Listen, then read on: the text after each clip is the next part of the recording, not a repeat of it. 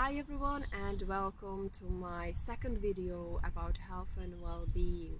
This is kind of education because we would like to share with you our wisdom and knowledge about caring about your health and well-being. And today I am here with Ian, and we are going to be basically talking about connecting with nature and how important it is to get out from wherever you work, wherever you live, and connect with the nature, because that is one of the ways how you can really improve your health and well-being. So Ian, hello. Hello. Thank you for joining me. Well, thank you for asking me. No problem. So I know that you found the cotesworth natural mindfulness. Yes. And that is literally taking people into the nature and walking with them and helping them to connect with nature mindfully. Yes, it's about guiding people. So rather than coaching people or training people, teaching them anything, it's simply guiding. Yeah, showing them. So can you please share with us your story, how it all started, how you got into it, and where it all began, basically? Well, it's a very long story, so I'll shorten it down. But as a child, I loved nature. As a child, I grew up in the 60s and 70s, and I loved nature, and I spent a lot of time in nature when I was young. Then I forgot that. And then when I got older, I did what most people do. I got a good job, and I climbed the corporate ladder, and I had a very stressful job, but I was paid a lot of money, and I had a family. I had an expensive mortgage and a lot of responsibilities. And coming towards my 40s, I burnt out. I burnt out. It was too much to handle. On top of the job, I had 3 young children. I also had ill parents. My mother was diagnosed with bipolar, which is a mental health issue, and my father had heart disease. So he knew that he didn't have many years left to live, and I was the only one of their children still in the UK. So they lived locally, and I had a lot of pressure from my parents, a lot of pressure from my family, a lot of pressure from the job, and I just couldn't deal with it anymore. And so I ran away to the Lake District. Okay, that sounds lovely. Yeah, so when I say I ran away to the Lake District, I think some people, some men in particular, they might turn to drink, they might turn to drugs, they might go to see a doctor and have medication. I was anti-medication because I'd seen what had happened with my mum going through a mental health issue and how she was stigmatised and how the tablets had awful side effects. So I didn't want to go down that route, and so I kind of did what I did as a child. Whenever I was upset as a child, I would run up the hill and go and play amongst in the natural world, in the trees and things. And so that's what I did. I went to the Lake District, and while I was there, I kind of re-looked and re-evaluated my life. I was feeling pretty upset with things. While I was in the Lake District, both my parents died. That was in 2002. When you went away. While I was there, so I'd gone through a divorce. I'd lost my business. I'd lost access to my children. Both my parents died, so I had nothing left to really lose, I felt. And so but did it open up your eyes? It really did open up my eyes, because when you've got nothing else to lose, you kind of say what you really think and you be who you really are. And so for that period of time, it was probably a good job I was in the Lake District, because I probably wasn't the right person to be around people, but I learned about who I truly am. I say I connected to my true nature in nature. And then 5 years later, I came back to the Cotswolds. I came back here to Gloucestershire, and I started again. And I built up my business again. I remarried.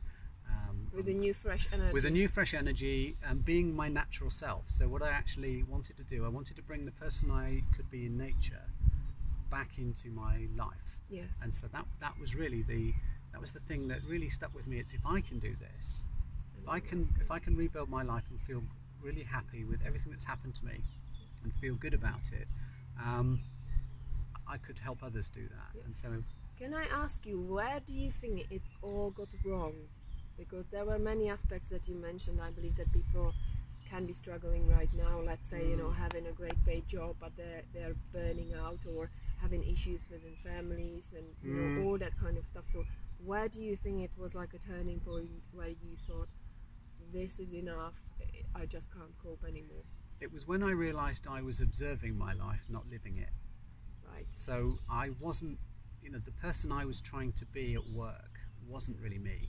The person, I was paid well, and I could do a good job, but it wasn't really me. I didn't love my job. I was just good at it. Did it for money? It was the first job that came along, and I climbed the corporate ladder, and I did well. And the same, I think the same in relationships. I met somebody, we got along, we got married, we had some children, but I probably put more choice into buying a holiday than I did. So maybe getting the mortgage and the house, but we didn't really think about it. We just kind of went there, and I wasn't being me, and because I wasn't being me, somebody's married the version of me that isn't really me, and so I can't be me now because I'm being somebody else for other people. That was kind of how it felt. So, and it shows, doesn't it? At some point it shows if people are not true to themselves. Yeah, there's a thing called, lovely word I like, called congruence, where you have to be congruent, which is about being authentic. And I think when you're being authentic, life flows. When you're being inauthentic, or you're kind of a manufactured or a manipulated version of yourself, you're putting a face on, you're putting a mask on. It's like putting the hat on when we go to work. It's stressful. Or when we come back home, we put another hat on, but we are never ourselves. As a man, it's like walking around in a suit of armour. You've got you underneath it, but you can't actually express that real you, because there's this barrier between you. And I saw it in my father, and I think that's why he died from heart disease. I think that not being able to be himself, or being too frightened to be vulnerably himself. So it actually falls through the family, doesn't it, as well? Because I believe everything is genetically sort of printed into our bodies when we come to this world. Well, if it is, then I think there's an even more reason for us to change, to look at changing that, or at least becoming aware of it, so we can make different choices. Exactly. I want to ask you, because that sounds really interesting. Many people wouldn't be probably brave enough to run away from everything. So I think that was very brave from you to do so. Well, I'm not a fighter. I don't like conflict. There was a lot of conflict in my childhood, and my approach, if there was a lot of conflict at home, I would just run away. I'd run away. So it didn't feel like a brave thing at the time. It felt like a very cowardly thing to do. And as a man, you're taught not to give up, not to give in, not to surrender. Be a man. Which I've learned now that it is this. When you surrender, it's a French word that means to give up. Surrender means to give up. But give up to what? I give up to a higher power, maybe, or to give in is giving in to what? So I now say, when I give in, because I'm not able to solve something in my life, I'm giving in to my true nature, the inner me. And so if you can bring that inner you out, then you can always, by giving it, you don't have to give in, you can keep going. So how long did it take? Like, if you put it into years, how long were you sort of fighting and struggling and living that life that you weren't really enjoying? And then how long it took in the Lake District when you actually recovered and were ready to come back? Yeah, I think I started to feel stress in my life around about 1994, and I think it sort of came to a head in 99. So there's sort of 5 years of very tough. That's a long time. And finding it hard. And then I was in the lakes for 5 years, which is interesting, because I came back to the Cotswolds in 2006, and then it was 2014 when I launched Cotswold Natural Mindfulness. So it actually, it did take me another 8 years to formulate and learn from what I experienced in the Lake District. I didn't come back from the Lake District with the answers to everything. Just go out in nature, and nature will give you, imbue you with these wonderful powers that you can go and use. No, it took me about 8 years to really look at what was happening for me in the Lake District. What is the healing power of nature? Not just from a intuitive position, but from a scientific position as well, because we live in a world of science now, and I think we mustn't rub it. Some people think it's only about science. Other people think it shouldn't be about science, but there's really good science. And I think there is a balance. There's a balance people need to open up their minds to anything that's out there that's giving you sort of information and knowledge and wisdom about how you can grow and develop. I needed to learn, how my brain worked and how my mind worked, and because I didn't call what I was doing in nature mindful. I didn't say I was going off doing mindfulness meditations, but actually looking back, I was walking in the woods, not thinking about my past because it was too horrible to think about, not worrying about my future because it was too horrible to think about, just being in the present moment, listening to the birds, looking at the views, smelling the different smells, touching. I'm holding a beech nut here now, just touching it, and just being in touch with the now. Connecting was really important, but I had to look back and understand what all that was about and how I could, because if I was going to then guide others, I needed to understand what path I trod. To know how. What was my path in order to guide others along it. Perfect, brilliant. Well, that takes us actually into talking about men and women and how we connect with nature, because we are all different, aren't we? So absolutely, yeah. Tell me your experience when you take people out into nature, when you guide them. how women connect with nature and how men connect with nature. I would say that between 70 and 80% of the people that come on the walks are women. Okay. And I think that's because they're already more connected to nature, and we talk about Mother Nature, don't we? And in South America, it's Pachamama, which is again means Mother Nature. We talk about Mother Nature, so I'm not surprised that women are already almost intuitively connected. So I think the differences are women are intuitively connected to the natural world, and I think men are more instinctively connected. And what you'll see with men often is when they'll come out, they'll be wanting to climb trees. They'll be turning into little boys again. They want to, be playing cowboy and Indians behind the trees and running around and throwing things at each other. And sometimes, and often when women are coming, they're already very mindful and meditative, and they're looking at nature, and they're caring about it. They're getting upset sometimes because they know what's happening in the world with climate change and what's happening to ecosystems all over the world, where they're not being protected. We have it in us, don't we? Yeah. So I think it's that caring is there. It's also in men, and I must say, the men that do come on the walks are often very sensitive. They're very in touch with their feelings. They have a lot of empathy. I occasionally get one that comes out thinking it's a ramble and goes charging off through the woods. But there's clearly differences there. However, when we get down to our true nature, and we, within nature, by connecting to nature, we connect to our true nature, the differences start to merge, they merge, and there's not as much difference. I think at our true nature, I think we are all, compassionate. I think we do care. I think we are trying to get, come together as groups and communities. It's only a few people that I think like to be isolated and don't like to be in groups. But you always find those, and I think that's that's the beauty of being so different. Different people prefer different things. Well, often men like to walk on their own as well. That's another difference. Women like to walk in a group; they feel safer, and men will like to go off and walk on their own. They don't want to join a group and be guided particularly. They'd like to just go and do their own thing. And I think some men could learn that it's it's good for them to be guided sometimes.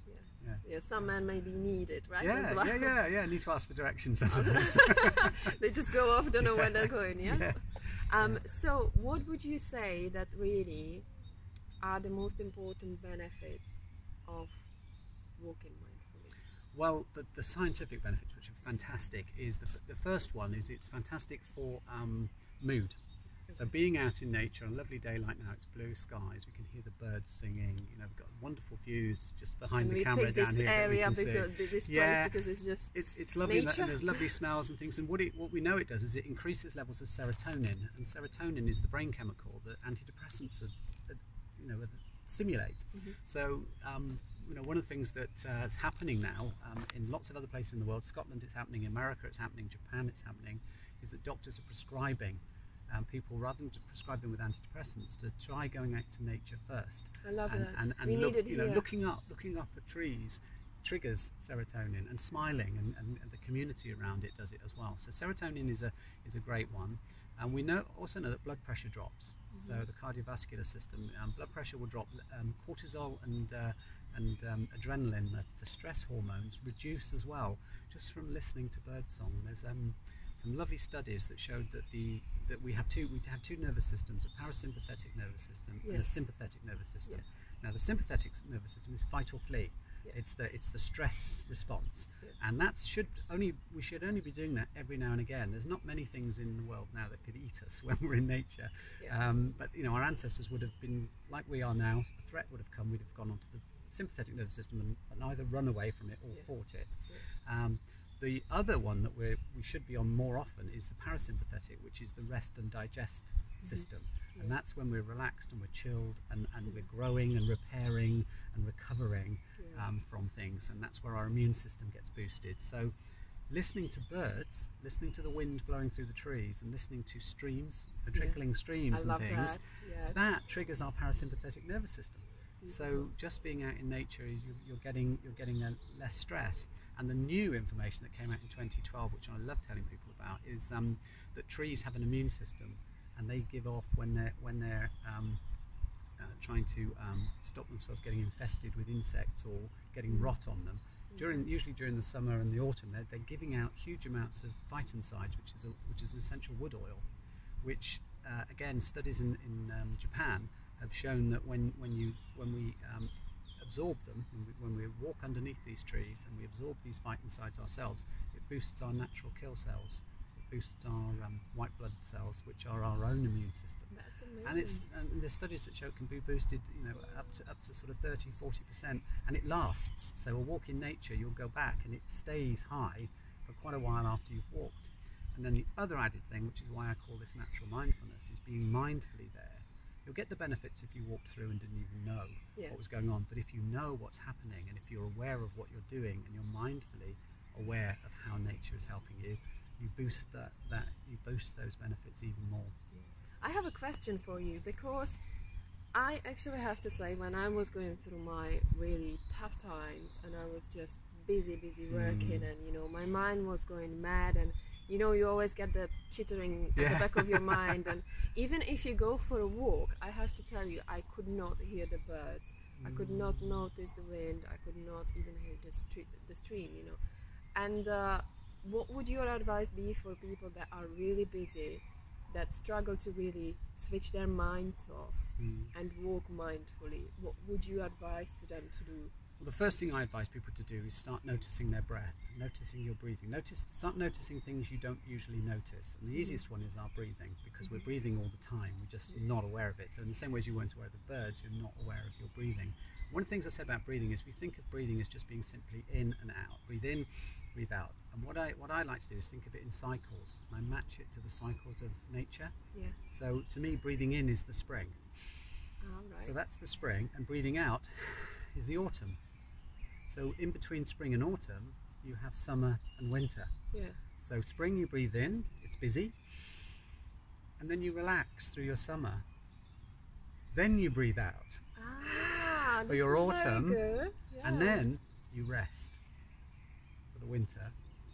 Then you breathe in again. So instead of breathing in and breathing out, you breathe in, space. You breathe out, space. And in that space, you put relax for the summer and rest for the winter. Now, some people in the winter need a deep rest, and that's where I use the word depressed. Is when we have depression, when we just need a deep rest.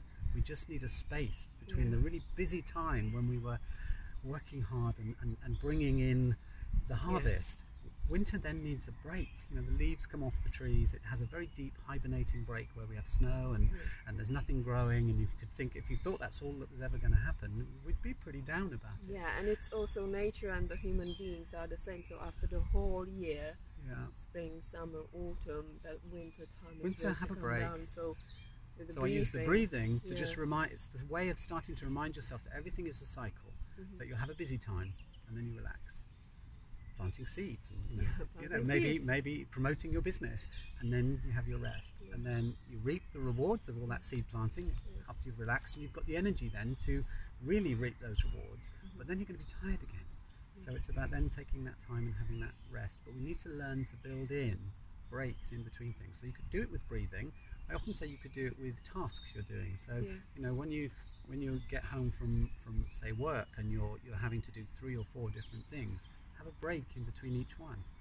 So rather than just move from one thing to the next thing. And actually women struggle more because women prioritize everything sort of equally.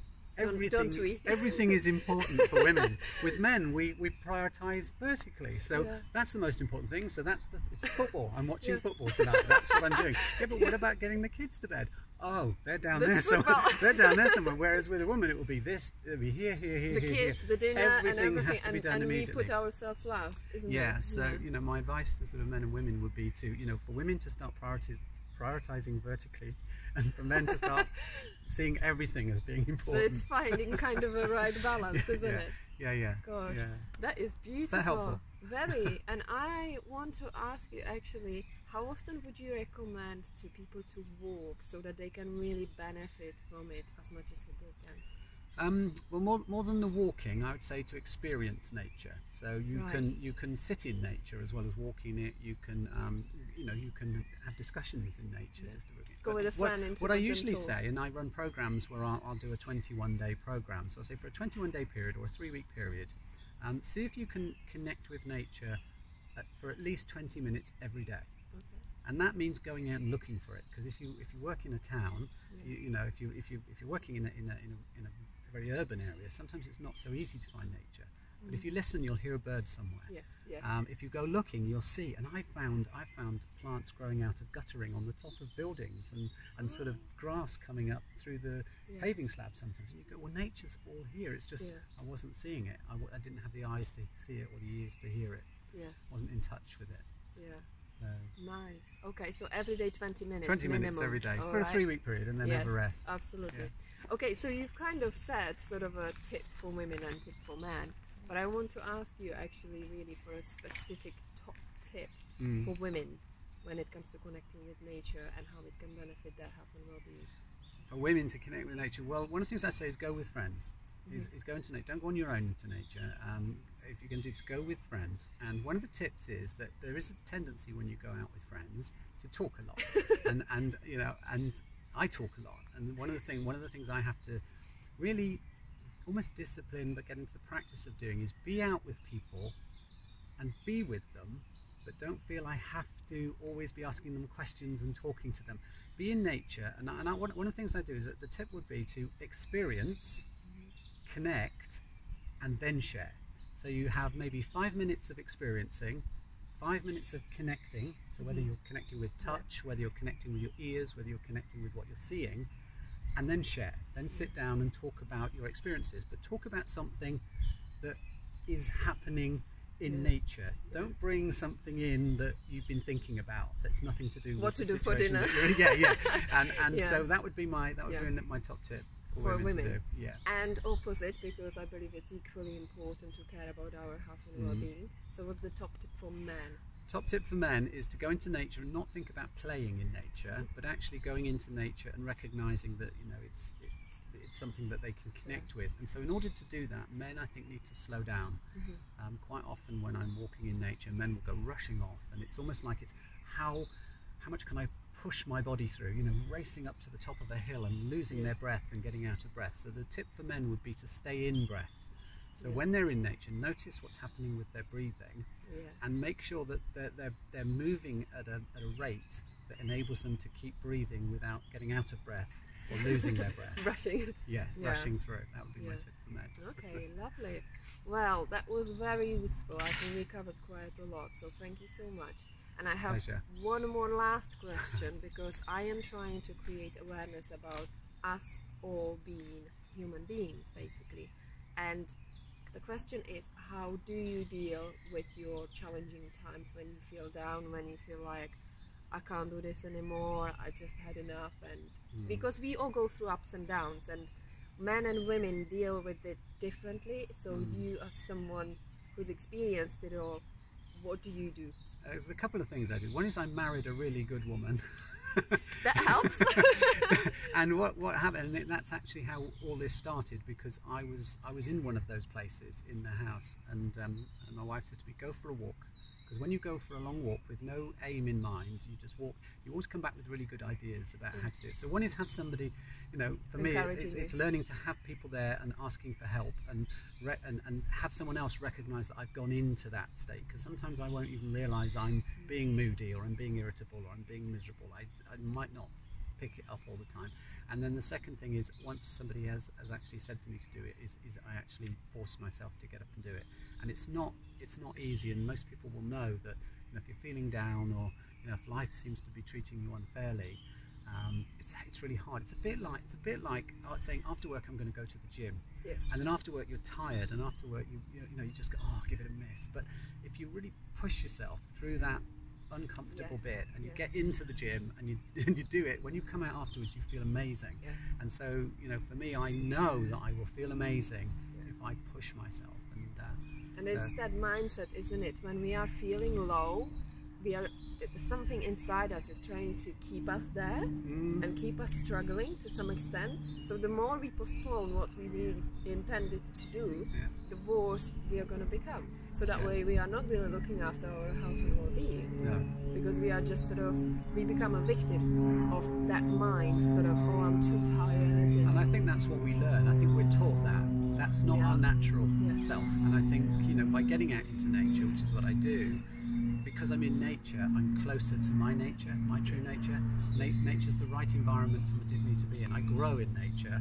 When I'm in the house, sometimes when I'm in work, sometimes I go into protection.